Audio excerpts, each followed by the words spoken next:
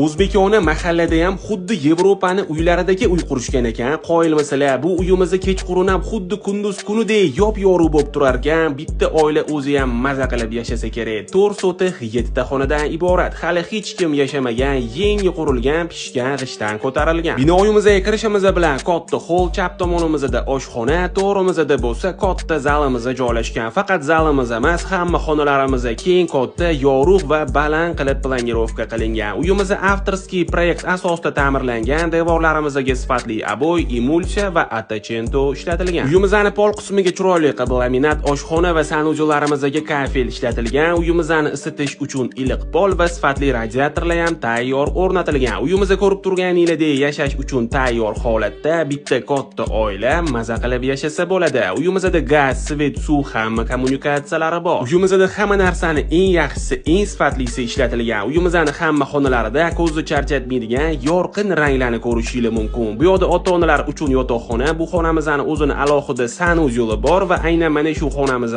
orqali balkonga ham chiqsa bo'ladi. Uyimizga qiziqadiganlar bo'lsa, bemalol murojaat qilsanglar bo'ladi. Niyat qilganlar bo'lsa, like bosib qo'yinglar. Shunaqa dang'illama hovli qidirgan do'stinglarga bu videomizni yuborib qo'yinglar.